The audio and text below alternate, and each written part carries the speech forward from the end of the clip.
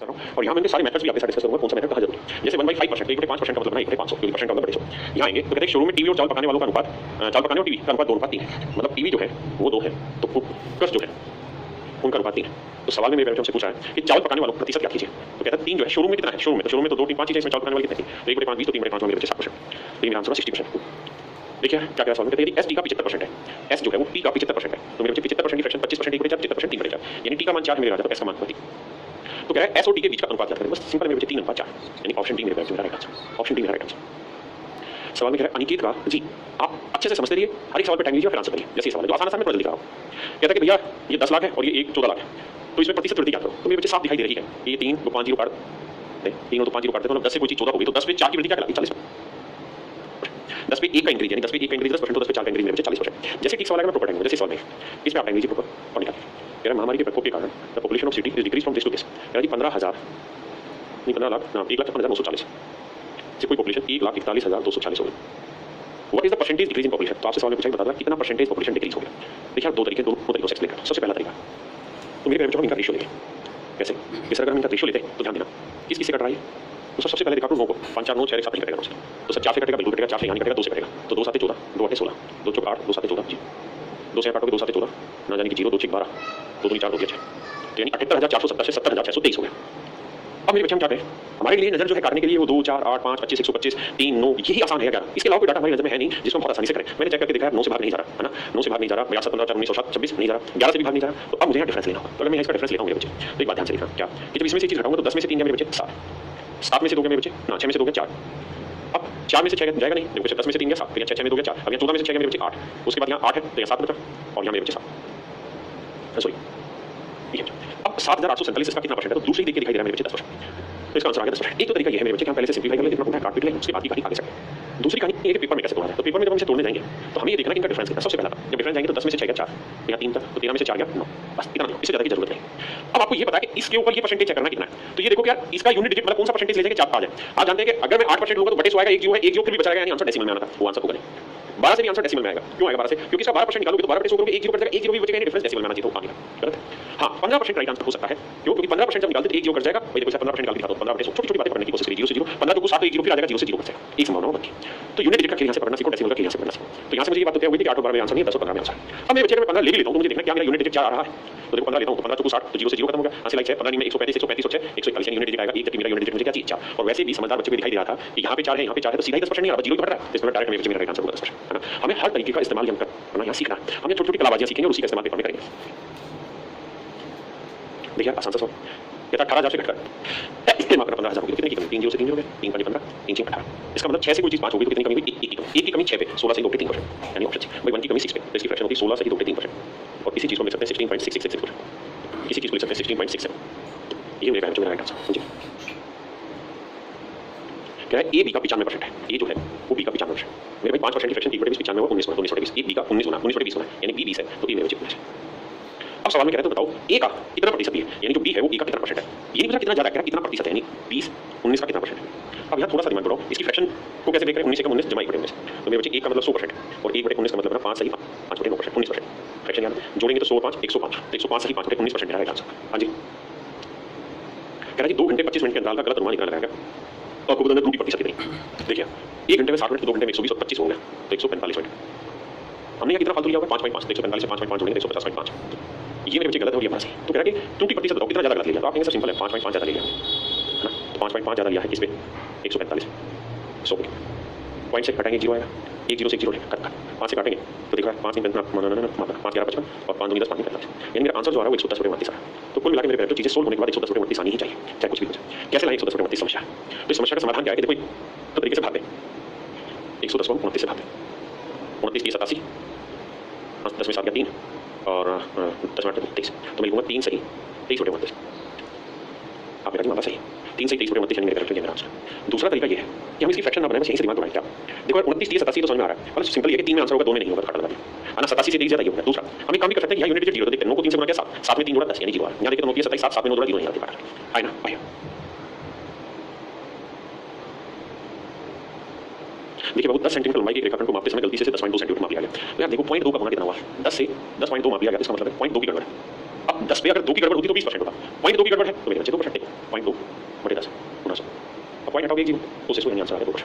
दिमाग ऐसे दौड़ाया करो कि भाई 10 पे 2 होता तो 20%, अगर पॉइंट 2 है तो 1 दशमलव इधर लगाएंगे, यानी 10 पे अगर 2 होता 10 पे 2 का इंक्रीज तो 20% होता। अब अगर पॉइंट 2 पे है तो 1 पॉइंट लगाया तो 2%। कह रहा है रीता का वेतन गीता के वेतन से 25% अधिक है। रीता का वेतन मेरे भाई तो गीता के वेतन से 25% ज़्यादा, 25% की फ्रैक्शन यानी रीता का वेतन 4 है तो गीता का वेतन मेरे भाई 5। कितना ज़्यादा है जी? 1 ज़्यादा।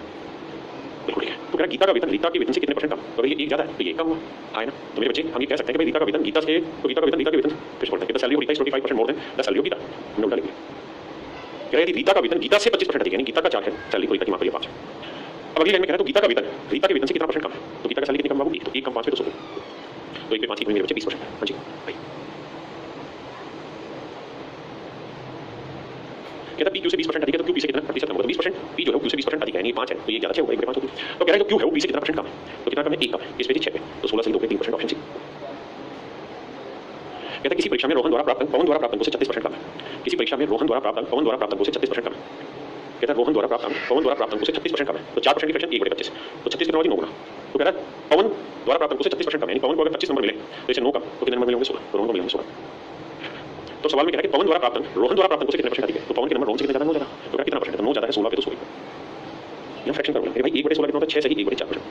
तो 9 बटे 16 करेंगे तो 9 54 और 9 बटे 4 को मेरे बच्चे क्या लिख सकते हैं? 2 सही 1 बटे 4 थोड़ा पास करना तो 54 तो 56 सही 1 बटे 4 यानी 56.25 ठीक है। तो ढंगना डेसिमल में 1 बटे 2 जो होता है वो 0.5% मतलब 0.5 डेसिमल में 1 बटे 4 जो होता है वो 0.25 बहुत जगह कमाना है।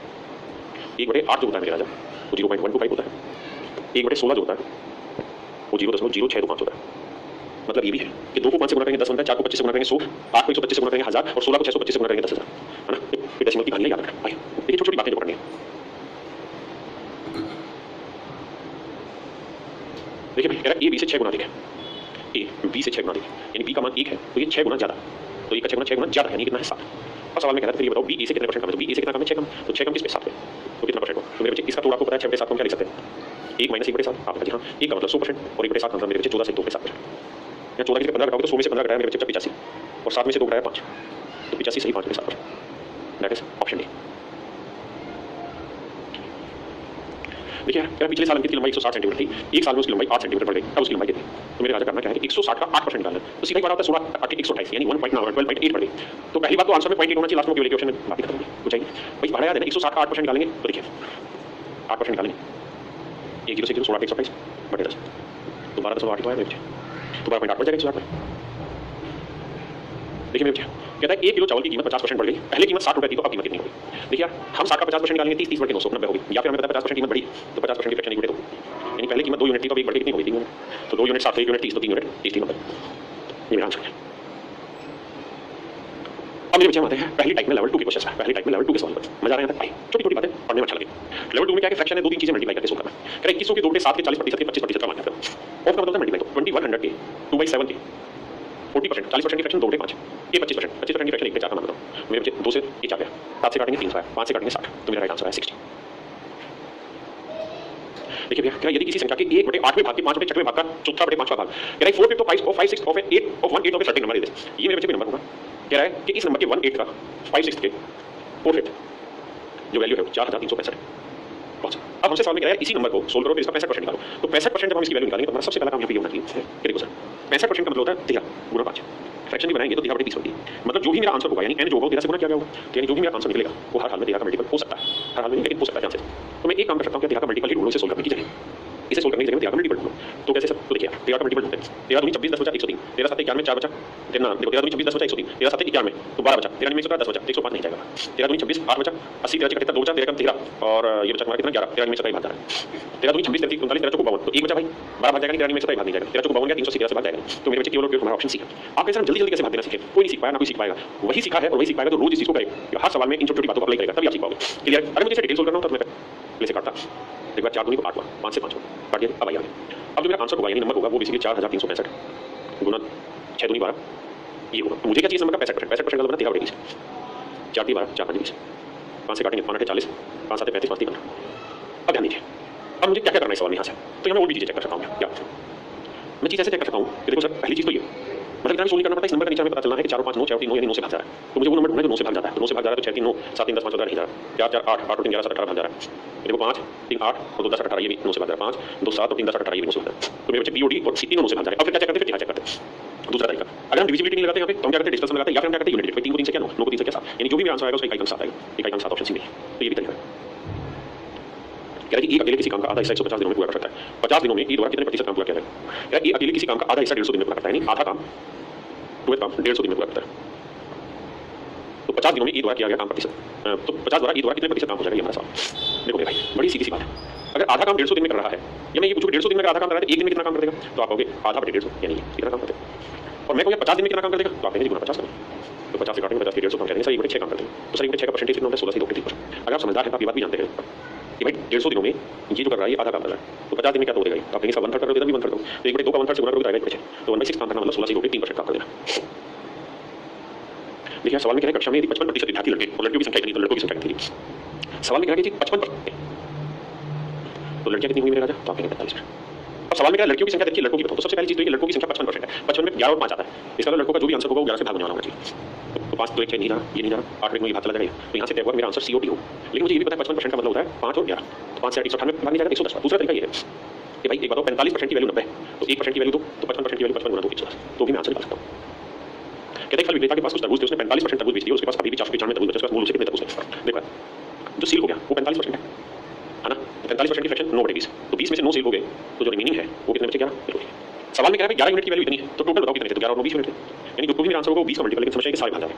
तो बाबू कट ना करो, 11 से भाग दो, 11 तो 44, 11 बचा 1 यूनिट 45, तो 20 यूनिट 20 गुना 45 यानी 900। ऑप्शन 3 मेरा आंसर। देखिए ये सवाल CGL टायर 2 2023 का क्वेश्चन है। मीन समझ आपको तो रंग का नहीं है। कहते हैं टोकरी में 350 अंडे, यदि 12% अंडे सड़े हुए हैं तो कितने अंडे बेचने लायक, तो देखो 12% सड़े हुए हैं, 12% की फ्रैक्शन क्या होगी मेरे राजा, तो आप कहेंगे सर 3/20, 4% 3/25, 4% 3/25, 12 3 गुना 3/25 यानी 3 सड़े हैं, तो 25 में से 3 सड़े तो बेचने लायक कितने, 22, यानी सेलेबल कितने 22। और मुझे ये पूछा कितने अंडे बेचने लायक है, तो 22। तो मेरा सबसे पहला काम तो यहाँ पे ये हुआ कि जो भी मेरा आंसर होगा वो 22 से भाग जाएगा, 11 से भाग जाएगा। अब 11 से भाग जाएगा, 8 और 4 12 नहीं जा रहा, 3 ये नहीं जा रहा, 8 और 3 11 भाग जा रहा है, ये भी नहीं जा रहा। तो स्पष्ट पता चल गया 11 की डिविजिबिलिटी अल्टरनेट डिजिट का जोड़ होगा, वहाँ से सेटिंग बन जाएगी। ऑप्शन सी ही मेरा राइट आंसर बाकी है। बाकी डिटेल करना हो तो मैं कहूँगा कि टोटल अंडे हो गए 22 और 30 25 यूनिट, 25 यूनिट 350 को रिप्रेजेंट कर रहा है, 1 यूनिट की वैल्यू 25, तो 22 यूनिट की वैल्यू पूरा करेंगे हमारा आंसर। देखिए बाबू क्या एक परीक्षा में कुल विद्यार्थियों में से 87% पास हुए, जो पास होने वाले हैं वो 87% है, तो फेल होने वाले कितने में भाई 13%। अब फ्रैक्शन 13% की 13/100 बनेगी, यानी 100 बच्चे थे तो 87 पास हुए हैं, तो फेल होने वाले कितने 13, तो टोटल बच्चे कितने 100 यूनिट। आपने कहा टोटल हमसे ये पूछा कि टोटल बच्चे कितने हैं। अब कह रहा है कि 13 यूनिट की वैल्यू है 3250, बस इतना नहीं है, समझना दिमाग में। मेरे बच्चे एक बात आप जानते हैं कि 13 यूनिट कितना, तो 1 यूनिट कितना और फिर 100 से गुणा करेंगे। हमें पता है 13 किसी भी हालत में 0 को नहीं काटेगा, तो 2 0 यहाँ पहले से देखो करके बताता हूँ। 13 यूनिट कितना, 1 यूनिट की वैल्यू 3250, समझने की कोशिश करो, रटने की नहीं, ठीक है। तो 100 यूनिट की वैल्यू तो टोटल 200 था। तो ये तो स्पष्ट है कि 1 2 3 यानी जो भी मेरा आंसर होगा उसके आखिरी 3 डिजिट 0 होंगे, यहाँ 2 डिजिट 0 है, यहाँ 2 डिजिट 0 है, मेरा आंसर बी और सी मेरा आंसर। अगर 1 मिली सेकंड भी बचती है आखिरी टाइम पे भी तो उसको बचाने की कोशिश करनी। दूसरी चीज अब मुझे देखना कि या तो यूनिट डिजिट 8 होगा या यूनिट डिजिट 5 है। राजा 3 को मैं क्या 8 से गुणा करके कभी 5 ला पाऊंगा, आप कहेंगे आंसर नहीं है, केवल 5 को गुणा करके 3 से 5 ला सकते हैं यूनिट डिजिट, तो मेरा ऑप्शन बी सही।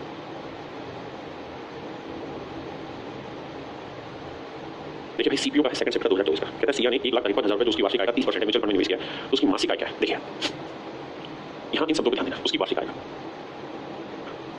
एनुअल इनकम कहते हैं उसकी जो भी टोटल सालाना इनकम होगी उसका 30% 1,53,000, तो 1,53,000 जो है मेरे बच्चे वो उसका 30% को रिप्रेजेंट कर रहा है, तो 30% की वैल्यू इतनी, तो 100% की वैल्यू यानी उसकी सालाना इनकम मेरे बच्चे। लेकिन समस्या ये है कि वो हमसे पूछ ही रहा है कि सालाना बताओ, ये बताओ, ये बताओ कि मंथली कितनी है, तो 12 से भाग। ये हमारा गेम खेल गया, बच्चे यहीं गड़बड़ करते हैं, मंथली इनकम पूछा मासिक आय पूछा, तो 12 से भाग देना मेरा आंसर। कैसे कैलकुलेट करना, देखिए 0 से 0 गया। अब मुझे एक बात तो समझ में आ रही है, क्या बात समझ में आ रही है, यहाँ से लॉजिक देखना। देखो यार इसके अंदर जो मौजूद है ना वो है 3 और 4, यहाँ पे है 1 2 3 4 4 जीरो, 4 में से 2 जीरो तो 4 से कट जाएंगे यानी 25 आ जाएगा, यानी अगर 4 जीरो को 100 गुना 100 लिखे तो 100 तो 4 से कट के 25 आ जाएगा, यानी आखिर में 2 जीरो बचेंगे आंसर। लेकिन लफड़ा यहाँ ये है कि सारे के सारे ऑप्शन में जो रखा है वो आखिर में 2 जीरो से आप बच ही नहीं सकते, है ना। तो क्या दिमाग में तो यूनिट डिजिट लगाना कैसे, देखो सर फिर से समझाता हूँ अपनी बात को भाई, इस बात को समझो, इस 0 से 0 काट दिया मैंने, अब 4 से काटूंगा तो 3 और यहाँ कितना है 25, 25 का मतलब यूनिट डिजिट आ रहा है 5, मेरे यूनिट डिजिट मेंटेन कर रहे हैं और कुछ। अब 3 को 3 से काटेंगे तो बस ये देखो यहाँ यूनिट डिजिट आ रहा है 9 एकम 9 9 7 63 7, तो 7 को 5 से गुणा किया यानी इकाई अंक 5 है, इकाई अंक 5 है। आप कहेंगे इसका और भी सॉर्ट है, हाँ जी और भी सॉर्ट कैसे भाई बात बताना, यहाँ तक की कहानी आपके मन में होनी चाहिए कि सर यहाँ काट के यूनिट डिजिट 5 है। अगर 9 से काट के कुछ भी आ रहा होगा यूनिट डिजिट, या तो इवन यूनिट डिजिट आ रहा होगा या 4 आ रहा होगा, तो मेरे बच्चे अगर 4 आएगा ना तो हर हाल में आंसर का इकाई अंक 5 आएगा, क्योंकि 5 को किसी भी संख्या से गुणा करोगे 5, और अगर इवन है 5 को किसी भी इवन नंबर से गुणा करोगे इकाई अंक 0। अगर इकाई अंक 0 आ जाएगा 3 अंक आकर के 0 होंगे, जबकि किसी भी सवाल में 3 अंक 0 नहीं है, तो यहाँ 5 देखते ही समझ में आ गया कि और है, तो उसको भागी मत दो 9 से सीधा सीधा 5 पकड़ो कहाँ यूनिट। क्या मेरी बात समझ में, कितने बच्चे मेरा पॉइंट क्लियरली समझ पाए, जल्दी समझ आंसर करिए मेरे बच्चे, कितने बच्चे मेरे समझ गए।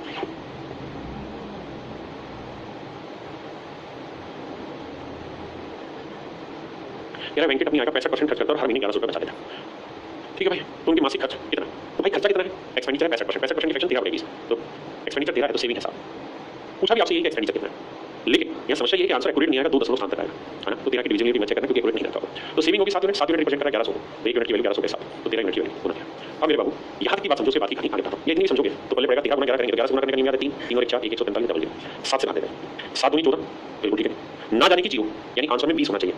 यहाँ 24 से इसलिए काटा था तो यहाँ 22 से इसलिए काटा था, तो दोनों आंसर अब आ गया है 7 दिए कि 7 चौक 28 यानी आंसर में 204 आना चाहिए, यहाँ 202 यहाँ 204 ही मेरा आंसर। छोटी छोटी ट्रिक्स, छोटी छोटी कैलकुलेशन बचाओगे बनाओगे तो जाके बात बनेगी।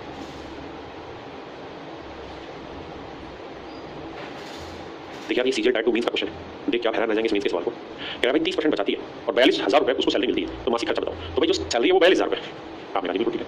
अब मेरे बच्चे 42,000 में 30% अगर उसकी बचत है तो 70% खर्चा हुआ, यानी 7 10 खर्चा ही आपसे पूछा है।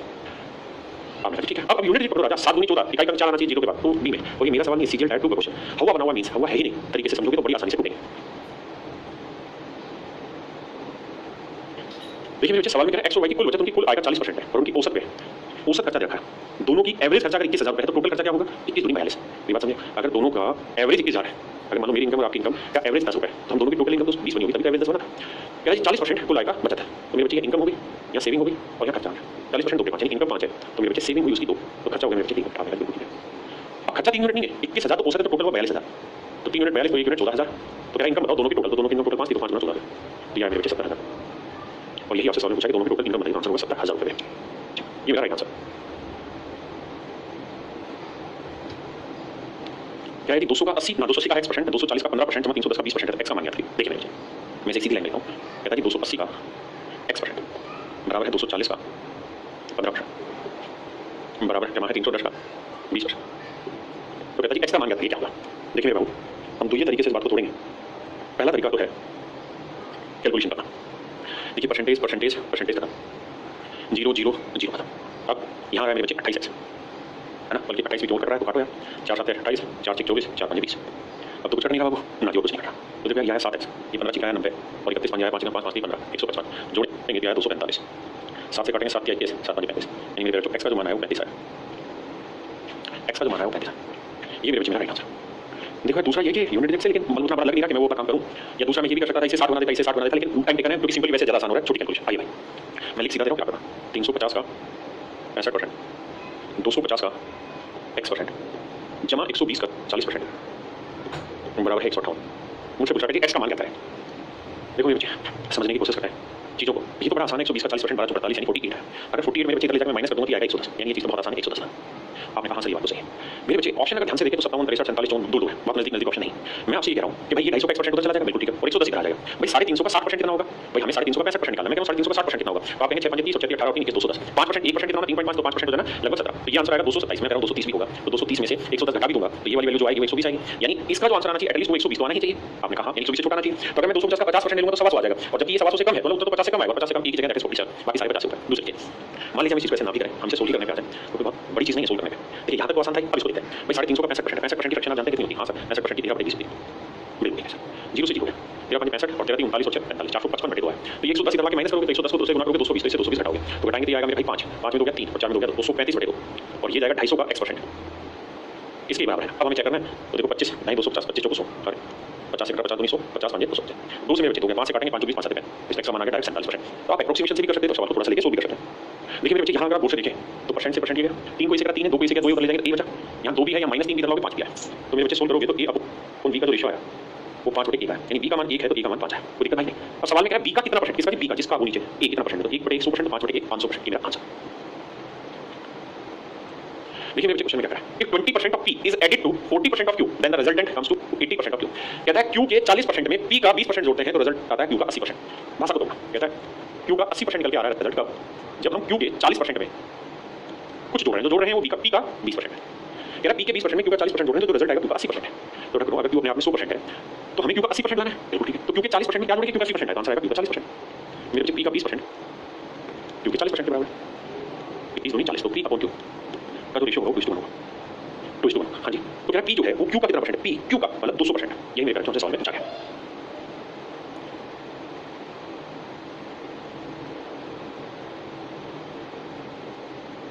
देखिए मेरे बच्चे सवाल में 20% of number is subtracted from second, दो नंबर मान लेते हैं, एक नंबर है और एक बी नंबर। तो कह रहा है किसी नंबर का 20% यानी a का 20%, बड़े ध्यान से सुनना मेरी बात, a का 20% अगर हम किसी दूसरे नंबर से घटा देते हैं, किसी दूसरे नंबर से घटा देते हैं तो जो रिजल्ट आता है वो सेकंड नंबर के 70% के बराबर होता है।